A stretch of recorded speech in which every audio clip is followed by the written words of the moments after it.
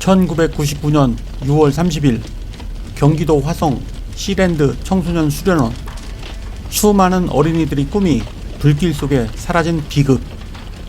1999년 여름방학을 맞아 많은 어린이들이 꿈과 추억을 만들기 위해 수련회에 참여했습니다. 하지만 그날 밤 평범했던 여름밤은 악몽으로 변했습니다.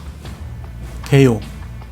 시랜드 청소년 수련원 화재사고는 1999년 6월 30일 0시 30분경 경기도 화성군 서신면 100mm 궁평항 인근의 시랜드 청소년 수련인 집이라는 청소년 수련원에서 일어난 대형 화재사고다. 당시 사망자는 유치원생 19명, 인술교사 1명, 레크레이션 강사 3명 등 총 23명이다. 건물 구조. 해당 수련원은 1998년 초부터 영업을 시작해 1999년 3월 수련원 인가를 받았으며 총 부지 면적은 11,606제곱미터, 건축 면적은 2,576제곱미터로서 A, B, C동으로 분리되었다. 당시 A동은 658제곱미터로 강의실 및 식당, B동은 156제곱미터로 생활관, 관리사무실, 양호실, 휴게실로 각각 이루어졌으며 특히 화재가 난 C동 건물은 1762제곱미터 규모로 1층 콘크리트 건물 위쪽 2, 3층에 컨테이너 52개를 쌓아 외벽은 흰색 목재, 지붕은 샌드위치 패널로 마감된 건물로서 생활관 겸 지도자 숙소로 사용되어 총 59개 객실에 630명을 수용할 수 있었다. 문제는 컨테이너부터 값싼 제품을 썼다는 것인데 해당 컨테이너는 두께 1.6mm 철판으로 열 전도성이 강했으며 그 이음새에 용접도 아닌 실리콘을 바르고 목재나 샌드위치 패널 등 인화성 물질로 감싸져 있었고 화재 경보기는 작동을 멈췄고 소화기도 텅텅 비어 있어 초동 진압을 불가능하게 만들었다. 특히 건물 지붕에 사용된 샌드위치 패널은 한쪽 면에 벽체로 사용되는 철판이 빠져 내부의 스티로폼 단열재가 그대로 노출된 형태였고 각 방의 벽재도 스티로폼 단열재 위에 합판만 올린 부실한 자재에 벽지만 대충 발라 때운 것이었다. 이렇다 보니 불길이 단시간에 걷잡을 수 없이 빠르게 번진 것은 물론 단열재가 불에 타면서 대량의 유독가스가 발생할 수밖에 없었다. 게다가 컨테이너를 쌓아서 건물을 완공하는 데는 단 15일밖에 걸리지 않았다. 당시 수련원 대표는 토지 실소유주 김모 씨였고 수련원장은 토지 임대자 박모 씨가, 영업은 황모 씨가 각각 맡았다. 게다가 수영장 자리는 원래 양어장 자리였는데 1987년에 시설주가 양어장을 수영장으로 불법 변경해 벌금을 문 바 있었으며 1997년에도 무허가 소규모 놀이동산을 차려 장사하다 적발된 바 있었다. 원인. 사고 하루 뒤 국립과학수사연구소는 원인 규명에 2, 3개월이 소요될 것이라고 발표했지만 7월 2일에 갑자기 화재의 원인이 모기향 불이었다고 발표했으며 그게 잘못 엎어지면서 별도로 유치원 측에서 놔둔 모기향 옆에 대나무 피크닉 가방과 아이들에게 입힐 성인 와이셔츠를 리폼한 18벌 캠프 유니폼을 함께 두었는데 그게 가연성 소재로 된 건물 내로 불길이 번지고 매캐한 독가스를 뿜어지면서 피해가 커졌다고 했다. 이후 법원 판결에서도 모기향이 화재의 원인으로 판단되었다. 누전에 대해서는 누전 차단기가 정상적으로 작동했고 천장 배선 가운데 합선 흔적이 있지만 주위에 탈만한 것이 없는 것으로 보아 누전 가능성은 배제했다고 밝혔다. 하지만 유가족들은 국립과학수사연구소가 사고 3일 만에 철저한 검증 없이 화재 원인을 발표한 데에 대한 의구심을 품었고 7월 6일 한국화재보험협회 실험에서 모기향을 피운 채 이불과 신문지를 넣고 2시간 동안 바람을 불어넣었지만 불이 붙지 않았다. 7월 9일 MBC PD수첩에서도 비슷한 조건으로 실험했으나 결과는 마찬가지였다. 전부터 전기가 들어왔다 안 들어왔다 했다는 목격자의 증언으로 보아 전기 누전을 원인으로 보는 게 사실에 가까울 거라고 대다수가 입을 모았다. 모기향 화재인 것과 전기 누전 화재인 것은 사고 책임 소재에서 큰 차이가 있는데 전자라면 모기향을 피운 소망유치원 원장에게 책임이 넘겨지고 후자라면 관련된 공무원들 여럿이 징계된다. 한편 유가족들은 사건 발표 다음 날에 분노한 채 국립과학수사연구소까지 갔으나 전투 의무경찰에 의해 가로막혔고, 수사 상황을 알기 위해 화성경찰서까지 갔으나 결과는 마찬가지였다. 심지어 7월 23일엔 김종필 국무총리와의 면담을 요구하며 정부 중앙청사까지 갔으나 버스제로 견인당했다. 정부의 엉터리 화재 원인 규명에 분노했던 유족 중에는 1988년 서울올림픽 여자 하키 은메달리스트 출신으로 대통령 훈장까지 받은 학부모 김순덕이 있었다. 그녀가 분노해 체육 훈장을 반납하겠다고 나서자 그제서야 김종필 총리와의 1대1 면담 자리를 가지게 되었고, 김 총리는 그 자리에서 재수사를 약속했다. 그러나 재수사는 결국 없었다. 심지어 김대중 대통령은 이러한 정부 방침에 대해 단 한마디도 하지 않았다. 결국 김순덕은 거듭되는 대형 참사 속에서 달라지지 않는 대한민국 정부와 대한민국의 현실에 분노하며 자신이 훈장을 반납했고 자신이 가족들과 뉴질랜드로 이민을 떠났다. 화재 진압. 특히 많은 희생자가 난 사유들 중 가장 큰 원인은 사고 지역이 무선통신 난청 지역이라 신고가 늦었다는 점이다. 1999년 당시는 핸드폰이 보급되는 시기이긴 했지만 아직 보급 초창기여서 도시를 벗어나면 통화가 터지지 않는 음영지역이 많았다. 즉, 기지국이 충분히 깔리지 않았다는 뜻이다. 오산 소방서에 사고가 접수된 건 사고 1시간 후였고, 소방서에서 시랜드까지 거리는 70km나 돼서 고속도로에서 가능한 한 빠르게 질주를 해도 40분은 잡고 가야 하는 긴 시간이 걸렸다. 고속도로처럼 선형 좋은 도로도 40분인데 사고가 난 곳은 전형적인 농어촌 지역 비포장 산길에다 선형도 안 좋았으니 제 아무리 소방차가 신호 다 무시하고 달리고 새벽이라 교통량도 적었다고 한들 가는데 당연히 시간이 엄청 걸리는 건 더 이상 말할 필요가 없다. 설상가상으로 당시 수련원 쪽으로 열려있는 도로는 중형 승용차 한 대가 겨우 지나갈 정도로 도로폭이 좁아서 아예 소방차가 들어가지도 못하고 다른 쪽 도로에는 수련원 측이 사유지라고 주장하며 쳐놓은 철조망 및 쇠말뚝 등이 있었기 때문에 출동에도 어려움이 있었다. 화재 발생과 동시에 소방차가 출동했다고 쳐도 결국 화재 현장과 소방서의 거리가 멀어서 화재 발생 후 40분 이상 지나고 나서야 도착하게 되었다. 결국 동원된 소방 인력만 553명에 소방차 등의 차량도 67대가 넘게 동원됐지만 3분 만에 물은 동인하고 유독가스와 화염, 그리고 건물 붕괴 위험 등으로 화재 진압과 인명 구조에 큰 어려움을 겪었으며 끝내 어린이 19명을 포함한 23명은 세상을 떠나게 되었다. 피해 급증 원인, 허술한 소방 안전시설. 화재를 처음 눈치챈 사람은 당시 학원 캠프 현장 답사를 위해 시랜드를 방문했던 송영규 용호체육관 관장이었다. 3층 천장에 연기가 퍼져나가는 걸 목격한 그는 재빨리 근처에 있는 화재 경보기를 눌렀지만 화재 경보기가 울리지 않았다. 빛이 든 소화기는 제조된 지 10년 이상이 된 노후 소화기였다. 화재 경보기는 아이들이 호기심으로 잘못 눌러 오작동에 발생할 우려가 있다는 이유로 꺼두었다. 소화전은 고장이 나서 물이 나오지 않았다. 당시 사고 현장은 오산 소방서하고 70km, 남양 소방 파출소하고는 30km나 떨어져 있었다.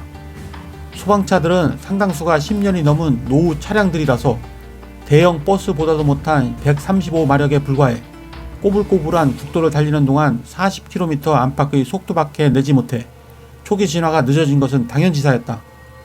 처음으로 도착한 서신 파견소 차량은 3분 동안 5,000리터의 방수포를 모두 쏘고 나면 물이 모두 바닥나 급수를 받아야 했지만 급수차가 제 시간에 도착하지 못했다.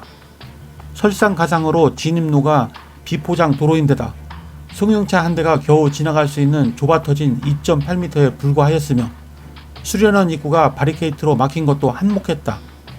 결국 송 관장은 있는 힘껏 목소리를 내서 불이 났다고 외쳤고 깊은 잠에 들어있었던 아이들과 교사들은 깊은 오밤중에 불이라는 말에 혼비백산하여 잠에서 제대로 깨지도 못한 채 정신없이 움직였다.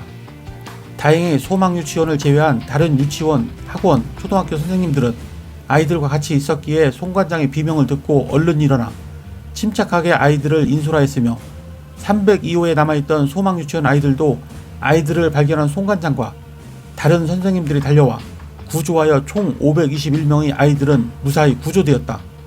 그럼에도 불구하고 301호 호실의 소망유치원 18명이 전원 사망한 까닭은 그 아이들이 C랜드 3층의 한 개방에 다같이 자고 있었는데 불길이 급격히 번진 데다 아이들의 안전을 책임져야 할 인솔교사들이 무책임하게 대응했기 때문이다. 당시 해당 유치원의 인솔교사들은 314호에 투숙했다고 증언하였으나 문제는 314호가 그 유치원생들이 취침하던 301호의 바로 맞은편 방에 위치한 데다 최초 발화 지점도 301호였다는 것이다. 인솔교사들이 무책임한 행동. 314호의 인솔교사들은 충분히 화재 상황을 재빨리 알아챌 수 있는 자리에 있었음에도 불구하고 이 상황을 알지 못했다고 진술했다. 그러나 이와 상반되는 증언도 있었는데 당시 3층에 있었던 사람들은 314호에선 사람이 아무도 나오지 않았다고 진술했다. 애초에 314호가 아닌 아예 건물 밖에 있었던 게 아니냐는 의혹도 있었다. 조사 끝에 충격적인 사실이 밝혀졌는데 바로 소망유치원 인솔교사의 대부분이 밖에서 소망유치원 원장 천경자의 남편 천태천의 주도로 불을 피워두고 삼겹살과 소주를 먹고 있었던 것이다.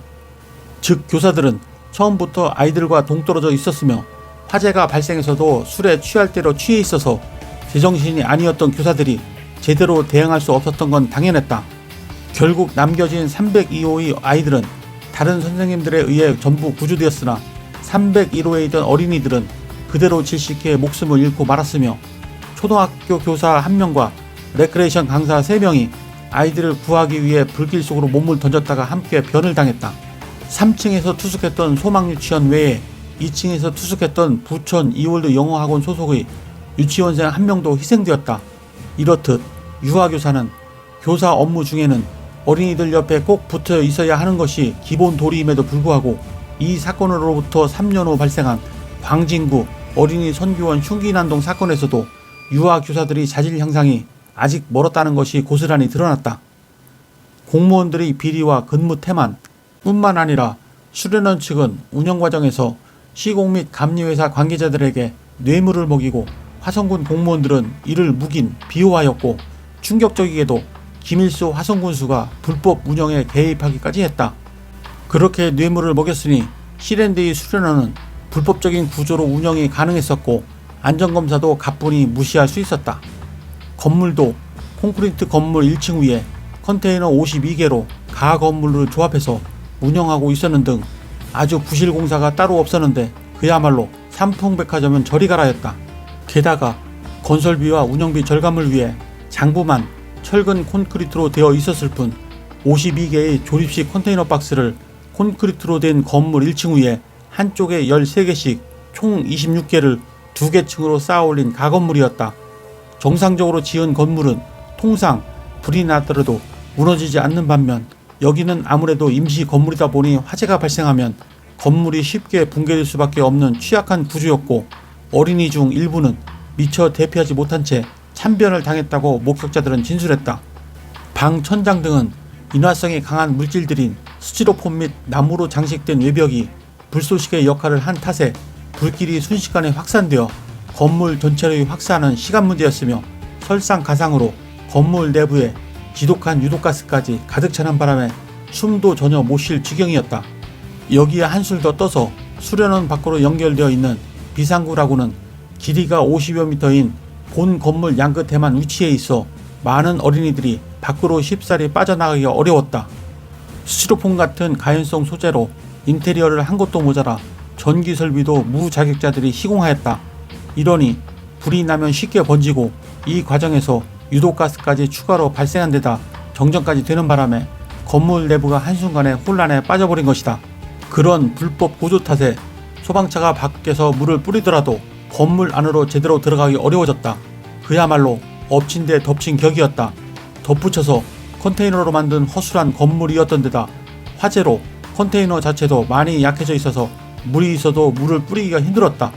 소화기나 화재 경보기 등의 방화 시설 점검도 뇌물을 받았으니 제대로 될 리가 만무했다. 심지어 당시 국민의 정부 역시 책임 대상으로 거론되었는데 1998년 국민의 정부 출범 후 범정부적 차원에서 규제 완화를 실시하면서 건축물 관련 법령이 느슨해졌고 이것이 위법 행위를 키운 요인 중 하나가 되었다. 이에 행정자치부는 형식적인 검사와 현장 소홀에 따른 책임을 물어 공병익 오산 소방서장을 직위 해제시켰다. 게다가 야외 수련 활동은 초, 중, 고등학생 대상이기 때문에 현재는 교육당국에서 유치원생들에 대해서는 숙박이 필요한 야외 수련 활동은 절대 못하도록 지침을 두고 있다. 하지만 리베이트 살포 등 수련원 측의 과열 경쟁에 유치원이 입속 챙기기로 지침을 무시하기 일쑤였고, 이 과정에서 안전은 아예 묵살되면서 결국 철 모르는 어린 꼬마애들은 화마의 소굴에 재운 꼴이었다. 특히 가장 많은 희생자를 낸 소망유치원은 참사 전날 서울 강동교육청에서 개최한 여름방학 생활지도를 위한 원장회의에서 유아 숙박 수련 활동 금지를 시다를 뻔히 받고서도 교육당국의 지침을 무시하고 합숙을 강행했다. 한마디로 눈가림식 설비점검, 수련원 및 유치원 측의 입속 챙기기, 안전불감증이 겹친 참사였으며 뒤늦은 후에는 아무 소용이 없었다. 결국 돈에 눈이 먼 어른들이 꽃다운 어린아이들의 목숨을 앗아가 버린 꼴이 되고 만 것이다. 수습과정, 피해자들이 상당수가 체격이 작고 골격이 아직 굳지 않은 유아들이라서 거센 불길로 인해 시신의 상태가 안 좋아 국과수 측이 신원 확인에 2달이나 걸릴 거라고 예상했지만 치아 대조 및 유전자 감식, 병원 진료 기록 확인 등으로 사고 발생 3일 만인 7월 3일에 완료되었다. 반면 소망 유치원생이 묵었던 301호의 맞은편에서 자고 있던 마도 초등학교 학생들이 대피할 수 있었던 것은 그들이 묵고 있던 2개의 방에 각각 1명씩 인솔교사가 같이 묵고 있었기 때문이었다. 마도 초등학교 측 인솔교사는 불이 나자 침착하게 학생들을 대피시킨 뒤 다시 들어가 다른 어린이들을 구조한 덕분에 몇 명의 어린이들이 더 살았다. 후에 2 인솔교사는 탈진에 쓰러졌고 소방관들이 1명을 구조하는 데는 성공했지만 김영재 교사 당시 38세는 이미 숨을 거두었다. 레크레이션 강사 서태용 당시 21세, 최덕윤 당시 26세, 박지연 당시 23세도 아이들을 구하러 갔다가 목숨을 잃었다. 이들은 연결식 때 정부로부터 의사자로 인정받았다. 사태를 처음 파악한 송영교 태권도 학원 관장 부부도 아이들이 탈출할 수 있도록 최선을 다했다. 반면 당시 302호에 묵었던 김은성 당시 남 7세 군은 화재 당시 자신이 동생과 함께 탈출하여 뒤쪽 인근 야산으로 대피해서 변을 피했다. 김 군의 증언으로는 당시 선생님들끼리 밖에 나갔다는 진술을 PD수첩에서 하였다. 소망유치원 원생 오상민 군은 아버지가 가구 제조업을 하는데 동생의 후기와 왠지 모를 난민 수용소 같다는 생각을 하고 불참했다가 화를 면했다. 이 2 교사, 3 젊은 강사들의 희생, 송영규 관장 부부의 노력이 아니었으면 시랜드 참사 희생자가 23명 초과로 늘어났을 것이다. 반면 소망유치원 교사들은 한동안 세인으로부터 비난받았다. 화재가 모두 진압되고 소방관들이 유치원 아이들이 갇혔던 방에 도끼로 문을 깨고 강제로 들어갔을 때 문에는 손톱으로 긁은 자국이 수없이 있었으며 아이들의 시신은 모두 창문 아래쪽에 모여 있었다고 한다. 이에 대해 소방관은 유치원생인 어린이들이 느꼈을 공포를 자신도 느꼈다고 했다. 수사 및 처벌, 경찰이 조사 과정에서 시랜드, 화성군청 간 온갖 비리 사실이 있었음을 밝혀내면서 전국적으로 분노에 찬 여론이 폭발했다. 해당 시설 건축주 겸 수련원장 박재천을 비롯해 공무원, 화성군수까지 구속영장이 신청되었고 사건 당일 술을 마셨던 인솔교사들도 모두 구속되었으며 부지 소유주 김씨는 불구속 입건되었다. 최고 책임자 김일수 전 화성군수는 이 사건으로 인해 군수직에서 사임하였으나 무혐의로 풀려난 뒤 지역 유지로 살고 있다. 2005년 인터뷰와 한때 경찰에서 몇 번이나 검찰에 기소 요청을 했지만 모두 기각당했으며 더욱 무서운 것은 화성군수가 조사받던 중 쓰러져서 병원에 입원하자 화성군수님을 보호하겠다는 화성농촌문제연구회와 지역 사회치 소속원들이 주축이 된 지지자 300명이 몰려가서 병실을 지키면서 기자들을 내쳤다. 심지어 시랜드 사건이 비극이기는 하지만 군수님에게 모든 비난을 돌리는 것은 옳지 않다라고 억지 주장을 하기까지 했다. 반면 시랜드 원장 박씨는 1심에서 징역 2년 6개월 및 금고 5년, 전 소망유치원 원장 천씨는 금고 5년이 각각 선고됐는데 이들은 각각 징역 1년과 금고 4년으로 감형됐다가 2001년에 출소했다. 이 사건과 관련해 인허가를 담당했던 공무원 이모 씨도 어려움을 겪었다. 당초 해당 인허가 신청을 접수한 담당 공무원 이모 씨는 실사 결과 컨테이너를 얹은 부실하고 취약한 형태의 건물이라 허가를 내주지 않았는데 이후 시랜드 쪽의 가진 회유와 협박에 시달렸다. 이모 씨 상급자들도 빨리 허가를 내주라고 압력을 가했고 나중에는 조직폭력배까지 동원해 협박했다. 시랜드 회장인 박모 씨는 니까짓게 군수도 아닌데 시키는 대로 하지 말이 맞냐, 안되면 안되는 법을 찾아오라 등의 폭언을 행사하는 바람에 결국 이모 씨는 다른 민원부서로 옮겨야 했고 허가는 속전속결로 진행되었다. 해당 공무원은 이러한 전말을 비망록에 남겨 양심선언을 했으며 이 사건이 터진 후 수사를 받으면서 이 비망록이 관계자 처벌에 결정적 기여를 했지만 상급 공무원들이 그 건으로 줄줄이 사법 처리를 받게 되자 조직 내에서 내부 고발자라는 냉대를 받으면서 끝내 그 다음 해 쓸쓸하게 명예퇴직을 하게 되었다. 말이 명예퇴직이지 사실상 해임된 거나 마찬가지였다. 교훈. 시랜드 화재 사고는 우리 사회에 큰 교훈을 남겼습니다. 비극을 반복하지 않기 위해서는 안전불감증에서 벗어나야 합니다. 건축자재와 설비는 반드시 안전기준에 맞춰야 합니다. 특히 화재에 취약한 가연성 자재의 사용은 철저히 규제되어야 합니다. 형식적이고 부실한 안전점검은 큰 재난으로 이어질 수 있습니다. 정기적이고 엄격한 소방점검이 필수입니다. 모든 건물은 비상구와 탈출 경로가 충분히 마련되어야 하며 비상 상황에서 쉽게 접근할 수 있어야 합니다. 시설 관리자와 공무원뿐만 아니라 사회 전체가 안전의식을 갖고 경각심을 가져야 합니다. 사고 후 적절한 처벌과 함께 유사한 사고가 재발하지 않도록 제도를 강화하고 개선해야 합니다. 안전은 타협할 수 없는 가치입니다. 감사합니다.